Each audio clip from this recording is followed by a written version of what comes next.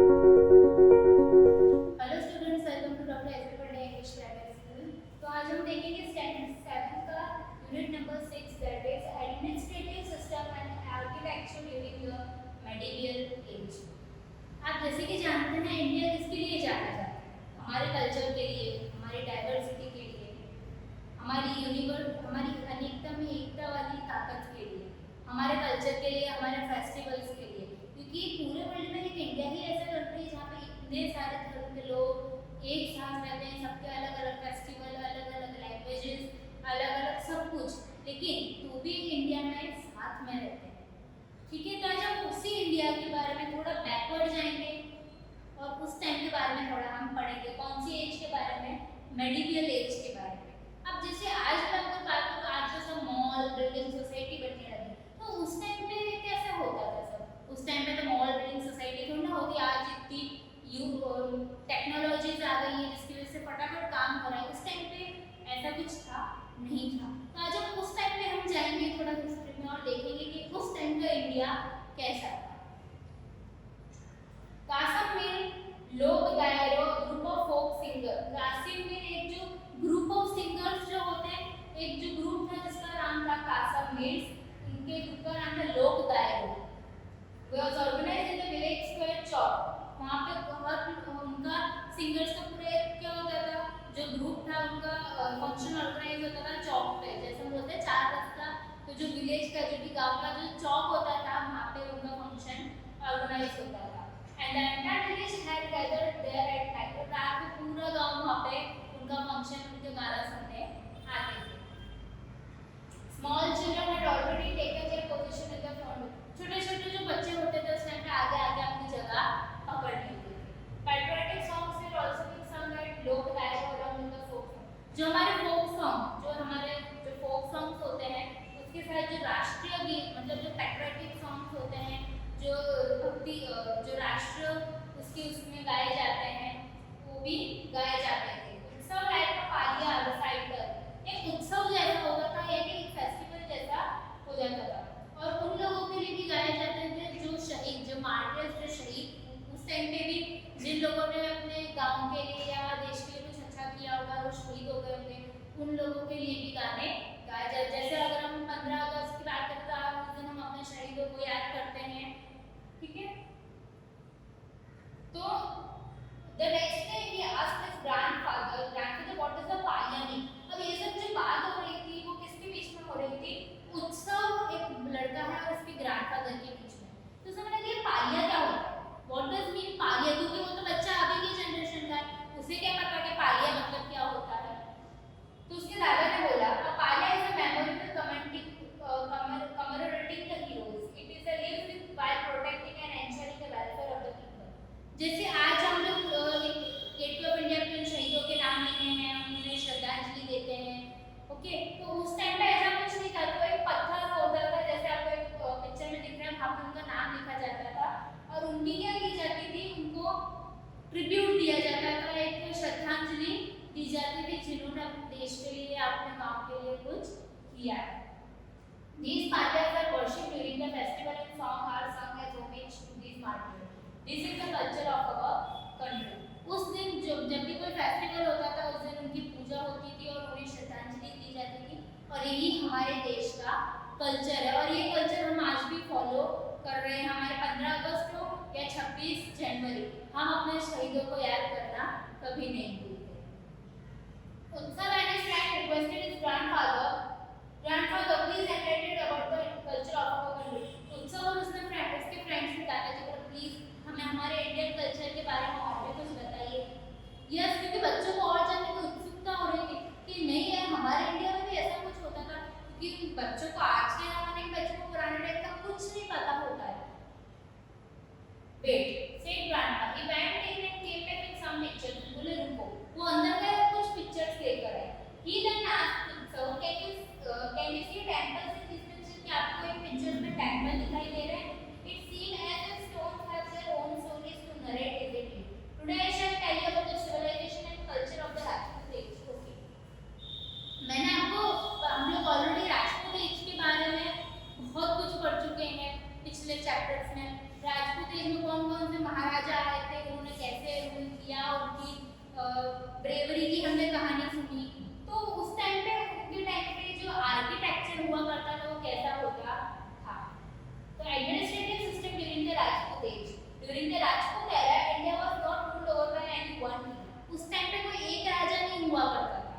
India was divided into big and small state and extend to the each kingdom dependent on the king's military Proverbs.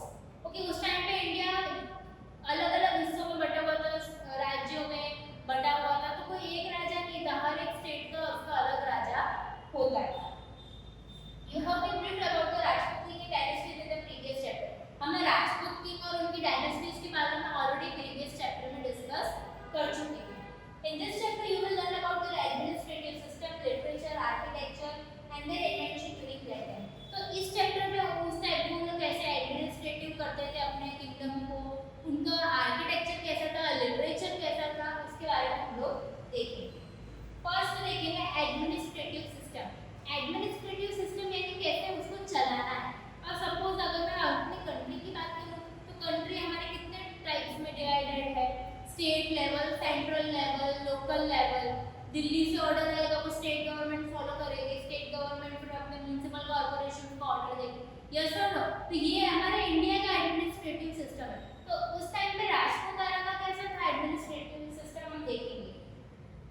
After the 7th century various Rajput dynasties ruled in India। 7th century के बाद Rajput era में बहुत सारे नए नए राजा आए, dynasty, और उन्होंने इंडिया के अलग अलग राज्यों पे क्या राज किया। However, even different dynasties came to power, there was a little change in the administrative system। लेकिन जैसे जैसे पावर आता गया तो उन्होंने कुछ एडमिनिस्ट्रेटिव सिस्टम में क्या किए, चेंजेस किए। तो kingship was hereditary, it was not compulsory that the eldest son would always automatically become the next king। अच्छा, पुराने जमाने में क्या होता था कि अगर राजा मर जाए तो उसके बाद जो उनके बेटे होंगे वो राजा बनते थे। ठीक है, ये हम पहले से जानते हैं कि हम सीरियल्स और पिक्चर्स में देखते हैं कि फादर के बाद जो उसका बेटा होगा उसके हाथ में भाग दौड़ हो जाएगी। लेकिन तब कैसे था कि भाई उसके अगर 3 सन है तो 3 सन में से जो बड़ा बेटा होता था उसको ही राजा बनाया जाता था।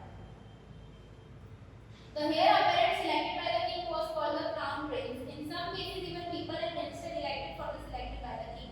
For example, while in Kashmir king Yashodhara was elected and enthroned by the Brahmin rule। अच्छा, एक आपको मैंने एक स्टोरी अगर मैं बताना चाहूँ, अब सपोज कोई किंग के 3 बच्चे हैं तो ऐसा जरूरी है कि वो बड़े वाले को ही बनाए। अब ऐसा भी हो सकता है सब बच्चे एक सब जो उसके प्रिंस होंगे वो एक जैसे कोई लापरवाह होगा, किसी को तो कुछ पड़ी नहीं है अपने किंगडम की, तो ऐसा नहीं कि जो बड़ा है, पहले ऐसा होता था कि जो बड़ा बेटा है उसी को राजा बनाएंगे, लेकिन नहीं, उसके बाद कैसा हो गया कि जो तीनों बेटों में से जो काबिल है, जिसे अपने किंगडम से प्यार है, अपने देश से प्यार है और जो कैपेबल है सब चीजें, तो उसको ही राजा बनाया जाएगा। और चाहे वो बड़ा बेटा हो, छोटा बेटा हो, कोई भी सन हो सकता है। कोई कोई बार अगर ऐसा किंग को लगे कि उनके बेटों में से कोई भी काबिल नहीं है कि वो उस राज्य को चला सके, तो उसके विलेज में से कोई भी ऐसे इंसान को सिलेक्ट कर सकता है जो कैपेबल हो। आपको यहाँ पे एक एग्जांपल दूं, while in Kashmir king Yashodhara was selected and enthroned by the Brahmin rule। In Gujarat Kumarpal was selected as the successor by the council of ministers। मतलब उनके हेरिडिटरी उनके बच्चे थे, लेकिन उन्हें शायद ऐसा लगा वो काबिल नहीं थे, तो उन्होंने किसी बाहर वाले को उनका राजा, मिनिस्टर, जो भी पोजीशन के हिसाब से उन्हें सिलेक्ट किया। The ministers were appointed to assist the king to administer and manage the kingdom effectively। Ministers क्या करते हैं, जो किंग के अंडर अपॉइंट होते हैं, जो भी काम होता है वो किंग को बताएंगे आपको ऐसा करना है, उनके अंडर सब भागदौड़ संभालते हैं और मैनेज करते हैं किंगडम को effectively. Yet at times people became victims of poor and wrong and लेकिन कभी-कभी कोई गलत इंसान को राजा या मिनिस्टर बनाने से लोगों को काफी तकलीफ झेलनी पड़ती थी। Administrative system in the villages. अब हम देखें एडमिनिस्ट्रेटिव सिस्टम विलेजेस में कैसे होता है। Village institution were very important during the medieval. उस टाइम पे बहुत इंपॉर्टेंस हुआ करता था। The panchayat with after is administration. उस टाइम पे भी गांव में पंचायत होती थी और आज के टाइम पे भी गांव में क्या होती है, पंचायत, जिसमें 5 मेंबर्स होते हैं और एक सरपंच जो मेन मेंबर होता है। The head of the panchayat is called मुखी और सरपंच।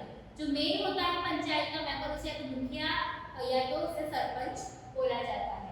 और he was responsible for the protecting and delivering justice to the villagers. और उसकी ड्यूटी आती है कि वो गांव वालों को न्याय दे और उनको जितनी हो सके सब व्यवस्था करवा के दे, उन्हें कोई प्रॉब्लम ना हो। Still in many cases the gram sabha को also the verdict and punish करती। कोई जगह तो पनिशमेंट भी दी जाती थी जो कि गुनहगार होता था। Even today at the village level the gram panchayat और the elders of the panchayat provide the guidance to the people. आज के टाइम पे भी बहुत सारे गांव में ग्राम पंचायत के सारे डिसीजंस लेती है। At that time land revenue was the main income of the kingdom. उस टाइम पे क्या होता था, लैंड रेवेन्यू जो कि हम टैक्स भरते हैं, आज की लैंग्वेज में उसे टैक्स बोलते हैं। तो उस टाइम पे जो लैंड रेवेन्यू आता था, जो भी खेती होती थी उसके ऊपर फार्मर्स को कुछ हिस्सा देना पड़ता था किंगडम को। वो मेन इनकम होती थी किंगडम की। और वही जो इनकम होती थी विलेजर्स के ऊपर क्या करते थे वो लोग खर्च करते थे। Each kingdom had different ways of collecting land revenue. हर एक किंगडम का अपना अपना तरीका था लैंड रेवेन्यू कलेक्ट करने का। But usually the 6th part of the cultivation was taken as the land revenue. Apart from this, other taxes were also levied on the people. अगर कोई भी जो भी उन लोगों ने प्रोडक्शन किया है एग्रीकल्चर में, उसका 6th part तो लैंड रेवेन्यू में ही चला जाता था। Different officers way appointed for the different, अलग अलग ऑफिसर्स होते थे अलग अलग एक्टिविटीज के लिए। लैंडलॉर्ड जो होते वो भी टैक्स कलेक्ट करते थे और किसको देते थे, किंग को देते थे। ये थी विलेज की बात। और ये हमने देखा है एडमिनिस्ट्रेटिव सिस्टम राजपूत एज का। सेकंड हम देखेंगे इसके लिटरेचर के बारे में। During the Rajput age there was a lot of religious writing as well as literature of various kind. जो हम देखेंगे पुराने जमाने की जो किताब होगी उसमें उस टाइम के बारे में उनकी लिखी हुई और उनकी लैंग्वेज अलग ही होगी, हमें समझ नहीं आएगी। तो उसे क्या बोला जाता है, literature. Scholars and education received great patronage from the king. जो भी उस जमाने में स्कॉलर्स हुआ करते थे, लोगों किंग उनको बहुत सारी भेंट दिया करता था क्योंकि वो उनको मनोरंजन देते थे, उनके बारे में किताबें लिखते थे। आपने देखी होंगी बहुत सारे राजाओं के ऊपर किताबें लिखी गई हैं। तो ये सब क्या है, लिटरेचर है।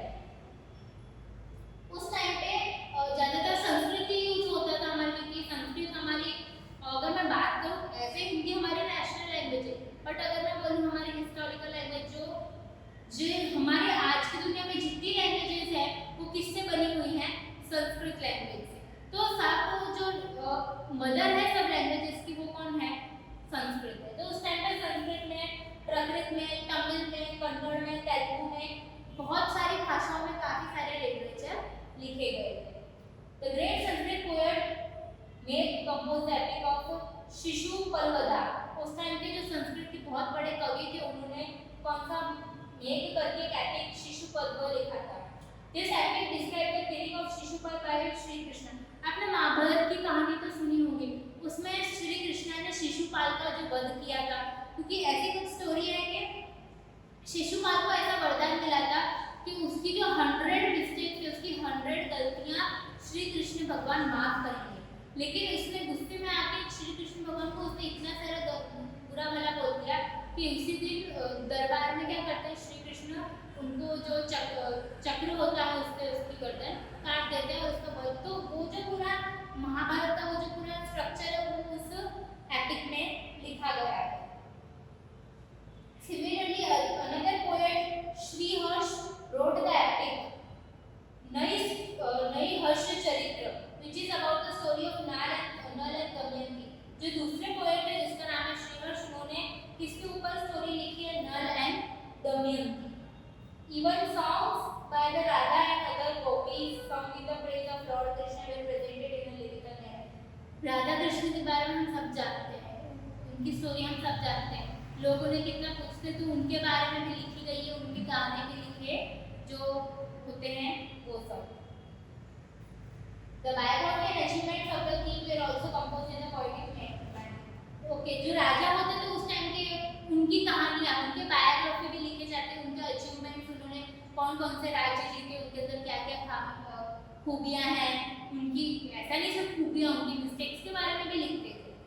जैसे आपका एग्जाम्पल दिया हेमचंद्र राय रोड कुमारपाल चरित्र। हेमचंद्र राय ने कुमारपाल चरित्र लिखा है, जो कि सोलंकी किंग थे गुजरात हमारे पास उसके ऊपर लिखी गई है। फिर ग्रामर बुक लिखी गई है जिसका नाम है सिद्धम सदभूषणम, समथिंग ऐसा कुछ नाम है। टाइटल इंडिकेट्स करता है जो सिद्धराज जयसिंह थे राजा और हेमचंद्र वो एसोसिएटेड है इस बुक से। तो ये काफी उस टाइम का काफी इंपॉर्टेंट लिटरेचर हुआ करता था। Not only the poetry but plays were also written during the time. So poetry and plays यानी इसमें बहुत सारे कैरेक्टर होते हैं जो बातें करते हैं और जो भी कुछ उसमें एक्टिविटीज होती है वो भी सब लिखी जाती है। जैसे आपको Bhavabhuti wrote Uttararamacharita while Pandit Narayan composed Hitopadesha, a collection of story based on the Panchatantra. Panchatantra ऐसी स्टोरीज है जिसमें एनिमल्स भी बात करते हैं। तो ये सब नाम है, सब लिटरेचर के नाम है, बुक्स के नाम और उनके ऑथर कौन कौन थे उसके बारे में आपको दिया गया है। और आपको इन सब के बारे में जानना हो तो आप आसानी से लाइब्रेरी में जाके जान सकते हैं। जैसे आपको पोएट यानी जिसने पोएम लिखी हो, ऑथर यानी जो पूरा एक लेख आता है वो। तो जैसे यहाँ पे विशाखा दत्ता है, उसने महारक्षा, कलहार में रजत्रा रंगिनी, बिहान में विक्रमादेव चंद्र सोमदेव ने ऐसे चंद्रवर्दाई ने पृथ्वीराज रासो, इन सब के ऊपर क्या लिटरेचर लिखा हुआ है। थर्ड है आर्किटेक्चर। तो आर्किटेक्चर आपको देख के ही पता चल रहा है हमारा इंडिया आर्किटेक्चर के लिए कितना फेमस है।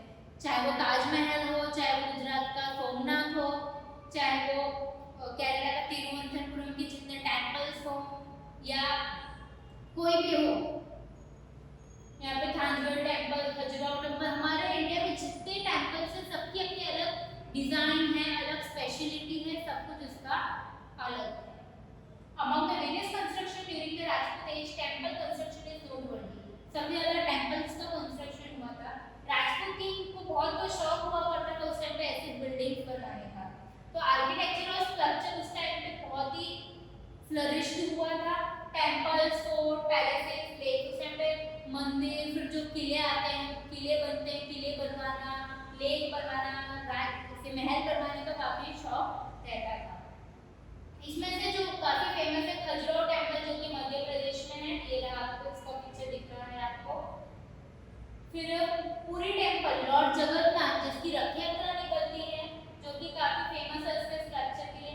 सन टेम्पल सूर्य मंदिर कोणार्क का, ये भी काफी फेमस है क्योंकि एक ऐसे किस तरीके से एक जो रथ होता है चैरियट यानी किसी रथ की तरह उसे ऐसे ड्राइव किया। आपको पता है तो जो हमारे सूर्य भगवान है उनका जो रथ होता है उनको 7 घोड़े जो 7 हॉर्स होते हैं वो उन्हें हमेशा अर्थ के चक्कर लगाते हैं, ऐसे हमारी हिस्ट्री के हिसाब से।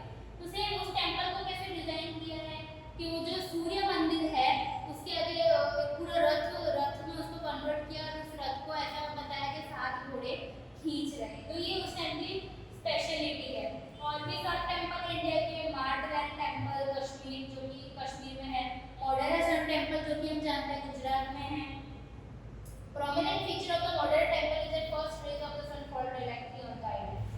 सबसे मेन बात गुजरात की पहली किरण कहाँ पे गिरती? मोढेरा के सन टेम्पल की जो मूर्ति होती है, जो मूर्ति रखी गई है अंदर उनके ऊपर गिरती है। The Ellora Caves and Deccan Caves, Ellora और अजंता कितनी गुफाएं हमारे बनी हुई गुफाओं के अंदर के आप डिजाइन देखिए, पेंटिंग देखिए, स्कल्पचर देखिए, कितना कुछ है इंडिया में देखने लायक। उस जो एलोरा केव्स में 3 रिलीजन हमें देखने मिल रहे हैं, हिंदुइज्म, बुद्धिज्म एंड जैनिज्म। उसमें से मेन टेम्पल है कैलाश टेम्पल। एलिफेंटा केव जो कि मुंबई में है वो भी काफी ब्यूटीफुली उनका स्ट्रक्चर किया गया है। उनके 3 फेसेस बनाए किसको रिप्रेजेंट कर रहा है? Lord Shiva. The Meenakshi temple Madurai जो कि काफी पूरे इंडिया में फेमस है।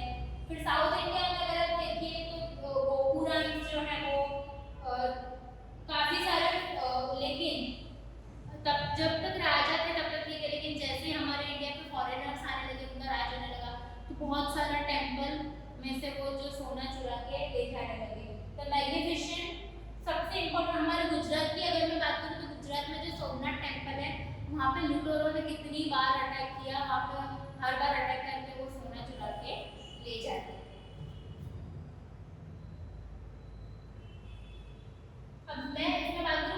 मोहम्मद गजनी। वे मोहम्मद गजनी कौन था और कहाँ से आया था?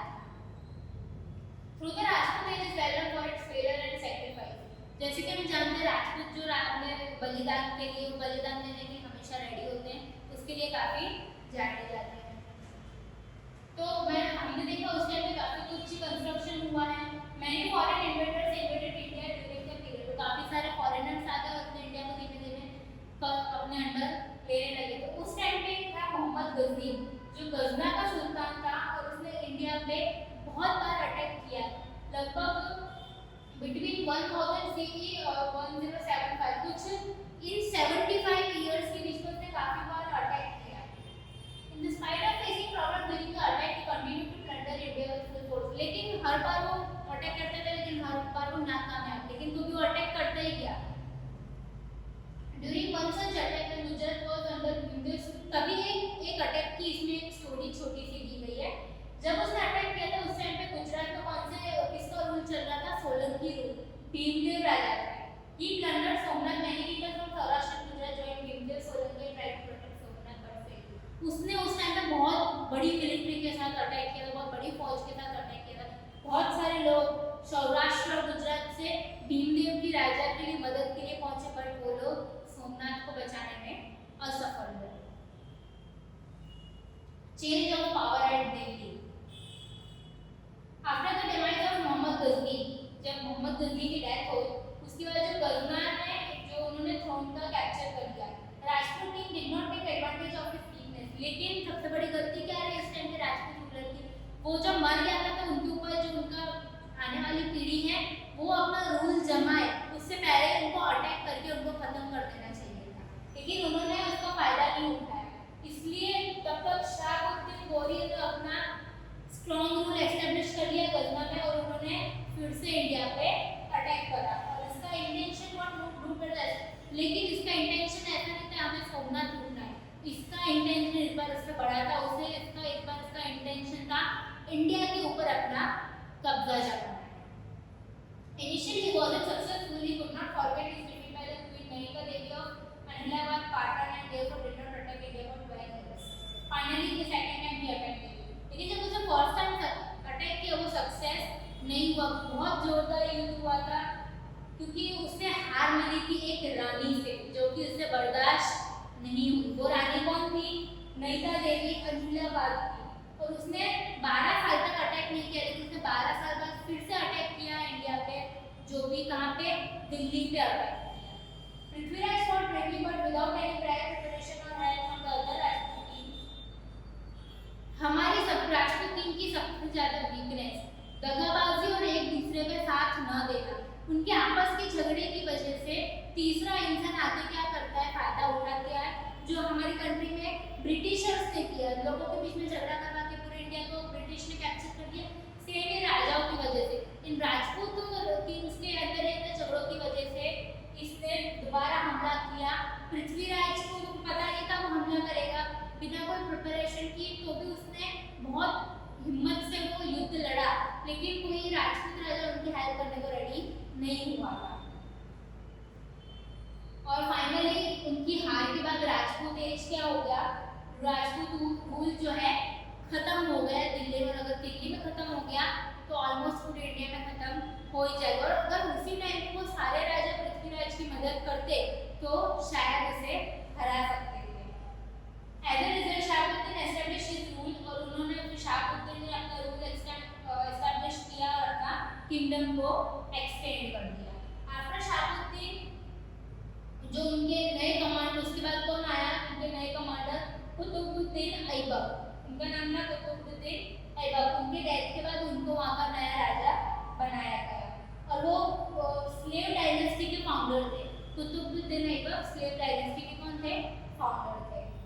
With this Rajput rule came to an end in Delhi. There was a change in the administration and society. और जैसे ही राजपूत रूल एंड पे आया सब एडमिनिस्ट्रेशन सिस्टम चेंज हो गया। And why? Think about question और क्यों? क्योंकि अब वो पूरा एरा खत्म कर दिया है। In place of valor and sacrifice, people started conspiring against each other for the power. The throne of Delhi was stained with blood. जहाँ एक टाइम पे लोग देश के लिए बलिदान देते थे, अपनी जान की परवाह नहीं करते थे,